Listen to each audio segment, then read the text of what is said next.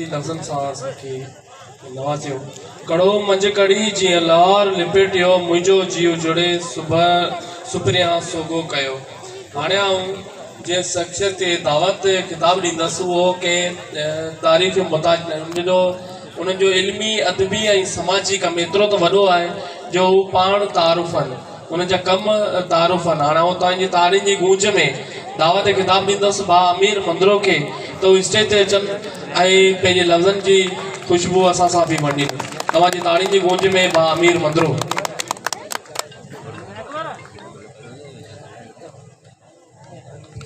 बिस्मिल्लाहिर्रहमानिर्रहीम। वतन में बेवतन माशूक आशिक जो मिलन कहिड़ो,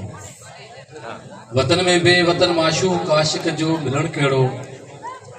ज़मानो ज़ोर ते तड़ता तमाचिन खे तड़े थो पियो। जीअं उस्ताद करीम कच्छी वारा फनकार लॾो जेको आहे उन जा वरी हिकिड़ा पंहिंजा मौसीक़ी जा पंहिंजा आदाब हूंदा आहिनि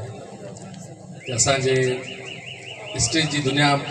जे माण्हू वटि असां सिखियासीं, जंहिं वटि पढ़ियासीं। साईं अब्दुल्ला मल्ला जो मुंहिंजो उस्तादु आहे, उहो तव्हां सां मुखातिब थी वियो आहे ऐं उन खां पोइ मूंखे दोस्तनि ॻाल्हाइण जे लाइ घुरायो आहे त मूंखे नथो लॻे त हाणे आऊं मतिलबु त उन ॻाल्हि खे किथां शुरू कयां जितां मुंहिंजो उस्तादु ॻाल्हाए वियो आहे। तुंहिंजे मिटीअ मंझि मिलांजे आऊं अमरता भायां, काल मलीरा महक उथी जा नगर नगर फैलायां। सिंध जी जेको हिकिड़ी सिंध उहा ई आहे जेकी साईं अब्दुल्ला इहा सूरत हाल पेश कई। पाण सभिनी खे ख़बर आहे त दुरिया ऐं धारिया मिट मुईजा न थिया, मदी रेरनि मन में ऐं खिलियो खे कारिया। पर आकाश वारी ॻाल्हि त तिरखे कदे कीअं जे पंहिंजनि हुया पुट में। हिकिड़ी सिंध ज़ख़्मी ज़ख़्मी सिंध उहा ई आहे जंहिंखे असांजे शहरनि में असांजे नियाणियुनि खे, असांजे ख़ानदाननि खे, असांजे नौजवाननि खे खून जा दरिया वहाया हुया। जॾहिं पलीजो साहिबु दीवारनि ते पियो लिखंदो हुयो त सिंध कंहिंजी सिंधियुनि जी, त ही वॾेरा, ही पीर, ही मीर, ही उनजा टिरड़ो औलाद, ही सभु चवंदा हुआ त पलीजो त चरियो थियो आहे, सिंध त सिंधियुनि जी आहे, दीवारनि ते छो थो लिखे। पोइ जॾहिं 88 में जॾहिं उन्हनि खे टोपी वर में हणी गुलशन हदीद खां ऐं टूल प्लाज़ा खां कराची में अंदरि दाख़िल थियणो पियो त पोइ उनखे महसूसु थियो त रसूल पलीजो जेका ॻाल्हि कंदो हो ही सिंध कंहिंजी सिंधीअ जी या धरती जे मालिकी जी जेका पलीजो ॻाल्हि थो करे त ही सियासतदान जिन वटि भले त ज़मीन जो ज़रो न आहे पर उन वटि ज़मीर जो ज़रो छा, पर उन ज़मीर जूं जागीरूं आहिनि, तॾहिं उहे माण्हुनि खे क़ौम खे वक़्त खां पहिरीं ॿुधाईंदा आहिनि। लतीफ़ छा हो जेकॾहिं उन दौर में सियासत मुरवज हुजे हा, जेकॾहिं उन दौर में मुसवरी या ॿियो को टूल हुजे हा त मुंहिंजे ख़्याल में त लतीफ़ शाइरी न करे आहे। लतीफ़ शाइरी त रुगो इन करे कई जो उन शाइरी जे वसीले उन माण्हुनि खे हिकिड़ो न्यापो ॾिनो, माण्हुनि जी हिकिड़ी किरदार साज़ी कई। कांगा करीबन सी तूं दावा रखी मदड़, कांगा करीबन सी तूं दावा रखी मदड़, जिनी सेखारी वड़ ॾंद बि ॾेखारी तिन खे। जॾहिं सिंध जे अंदरि माण्हुनि मंझा किरदार जी कोट थी थी वञे, जॾहिं सिंध जे अंदरि माण्हुनि में गॾे गाबे जी तमीज़ ख़तम थी वञे, जॾहिं माण्हुनि खे एॾो मजबूर महकूम ऐं मुआशी तौर ते एॾो मजबूर कयो थो वञे जो माण्हू हिकिड़े ख़ौफ़ जो शिकार हुजनि, माण्हुनि ते हिकिड़ो जबर हुजे त हू कंहिंजे ख़िलाफ़ ॻाल्हाए न सघनि, माण्हुनि ते हिकिड़ो जबर हुजे, हिकिड़े पासे अफ़गानी, हिकिड़े पासे महाजिर, हिकिड़े पासे पंजाब साम्राज्य सिंध जे समूरनि हक़नि खे गज़ब कंदड़ हुजे ऐं ॿिए पासे इहे असांजा जेके पंहिंजा उन्हनि जूं जेके ज़्यादतियूं आहिनि। छा शर्म जी ॻाल्हि न आहे? छा इहे शर्म जी ॻाल्हि न आहे त असांजो पंज पीढ़ियूं असां नची टिपी जिन माण्हुनि खे वोट ॾियूं ऐं असीं वरी बकरियूं सोना ज़ेवर विकिणी उनखे ॾियूं पैसा त असांजे पुट जे लाइ नौकिरी वठी ॾे। अवां जी ॻाल्हि अवां सां कजे त कीअं कजे। ही सिंध जे अंदरि हिन वक़्तु बि सलाम आहे अली काज़ी खे त इश्क खे शाबाश जंहिं मोहबती मेड़िया। दिसंबर जे महीने खे हुन जॾहिं सकाफ़त जो नालो ॾिनो ऐं उन खां पोइ ॿिया जेके बि सिंधी मीडिया ऐं सिंधी चैनल आहिनि उहे सभु गॾु थिया। उन खां पोइ हाणे आसे आसे ही सिंधी चवंदा हुआ त सिंधियुनि वटि का गॾियल एजेंडा या गॾियल पॉइंट कोन्हे, त हाणे सिंधी हिकिड़ी गॾियल एजेंडा ते हिकिड़ी गॾियल पॉइंट ते मुतफ़िक़ आहिनि। हिन वक़्तु सॼी सिंध में हिन ॾींहं खे ही जेको डिसंबर जो महीनो आहे उनखे सिंधी सकाफ़त जे ॾींहं सां गॾोगॾु उनखे हिकिड़ो माण्हुनि सियासी रुख ॾिनो आहे ऐं सियासत ई मसइलनि जो हल आहे। हाणे मुख़्तलिफ़ शहरनि में मुख़्तलिफ़ जायुनि ते मुख़्तलिफ़ हंधनि ते जेके प्रोग्राम थिए था उनमें धरती जी ॻाल्हि थिए थी, उनमें वतन जी ॻाल्हि थिए थी, उनमें क़ौम जी ॻाल्हि थिए थी। 2 तारीख़ ते सतुफ़े साहब तव्हां अवेयर हूंदो, तव्हांजा स्टूडेंट उहे जेके महिनत करे पढ़िया,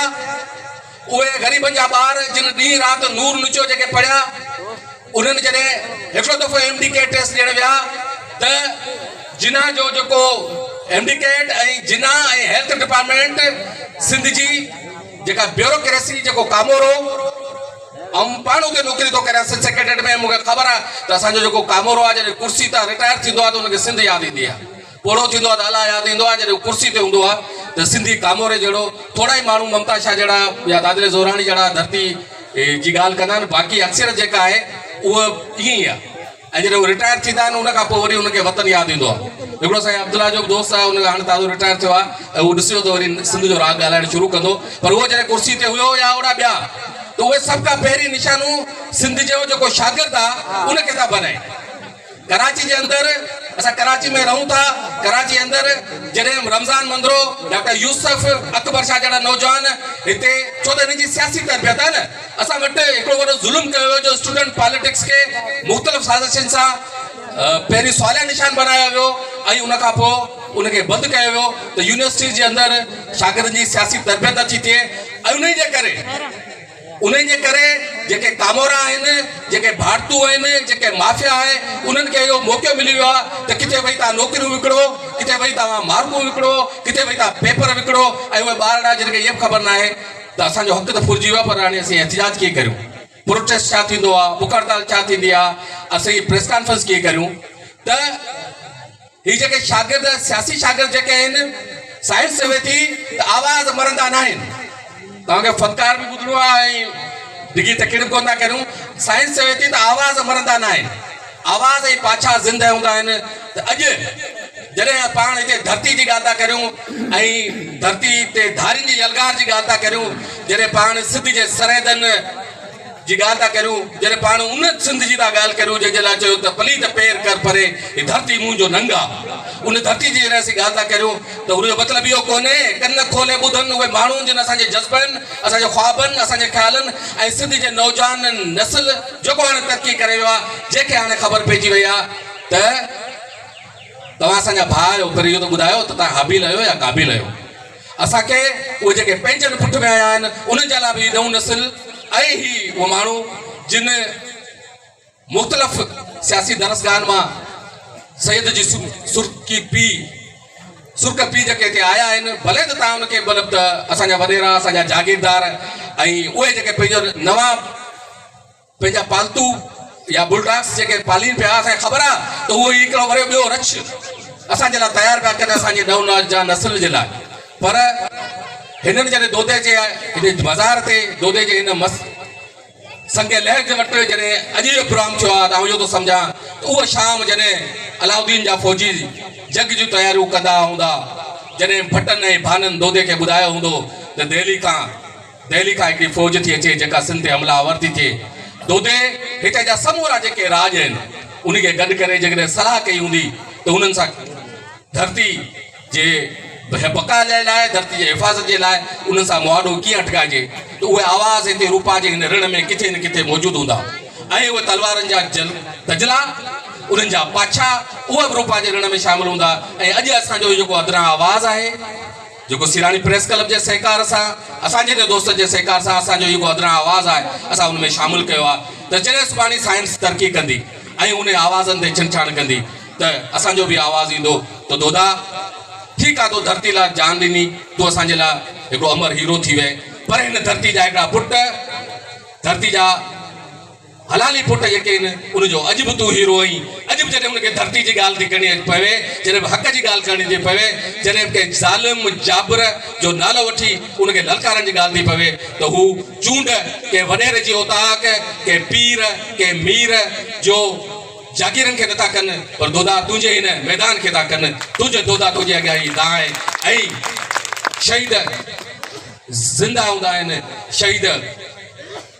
महफ़िल मुस्तफ़ा जा साथी हूंदा आहिनि त दोदा तूं हिन धरती जे लाइ दुआ कजां ही धरती जेका हिकिड़े तरफ़ ॿारनि जे यरगाह जो शिकार आहे त ॿिए तरफ़ हू पंहिंजे अंदरून इंतिशार जो शिकार आहे ऐं इनशाला हाणे जॾहिं दुनिया इंटरनेट के वसीले ऐं दुनिया जे ॿियनि वसीलनि जे सिरे जॾहिं दुनिया कलेक्टेड थी वई आहे त मूंखे उमेद आहे त सिंध जा ही नौजवान जेके यूनिवर्सिटी मां पढ़ी आया आहिनि हिननि वटि सिंध पब्लिक सर्विस कमीशन खे 30 लाख ॾियण जेतिरा पैसा कोन हुया उन करे ही को टीए में बि कोन थिया सुठो थियो बची विया शायदि ही उन करे बचा आहिनि उहे जीएसएन जा छोकिरा उहे अवामी तहरीक जा छोकिरा उहे लेफ्ट जा माण्हू जेके निकिता आहिनि जेके ॻाल्हि था कनि आसिम मखदूम जहिड़ा माण्हू सतुफेल अॼु उहे ॻाल्हि था कनि त बाबा ज़ातियूं वातियूं मल्हा मंदरा केरु आज़ादु कोन्हे ज़ातियूं सिर्फ़ु ॿ आहिनि हिकिड़ो पौरियत क्लास ज़ातियूं आहिनि हिकिड़ो पौरियत ऐं ॿियो सरमाएदार आऊं भले जेकॾहिं का बि मुंहिंजी ज़ात हुजे पर जेकॾहिं आउं हारी जो पुटु आहियां त मुंहिंजो दोस्त उहो कोली भील मेघवार या जेको बि आहे उहो जेको आहे हारी जो पुटु थी वेंदो उहो मुंहिंजी दोस्ती उन सां थी सघे थी हीउ जेको सर्किल आहे बिलावल जो दोस्त फलाणे खान जो पुटु साईं पीर बाग़ार जे पुट जो पुटु फलाणे जो पुटु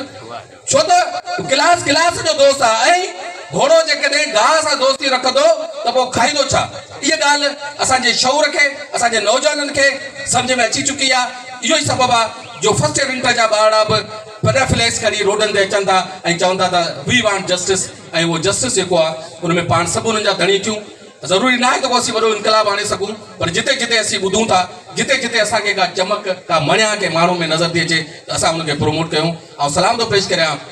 अकबर शाह खे डॉक्टर यूसुफ खे रमज़ान खे त हुननि हीउ जेको प्रोग्राम कयो आहे इहो प्रोग्राम रुगो हिकिड़ो न हूंदो हिनजी हिकिड़ी कड़ी हूंदी हिनखे हिकिड़ो मज़बूत कंहिं प्लेटफॉर्म जो नालो ॾींदा ऐं इनशाला असांजो जेको हाल आहे असां हुननि सां गॾु हूंदासीं महिरबानी माफ़ कजो मूं तव्हांजो टाइम वरितो उनजे लाइ माज़रत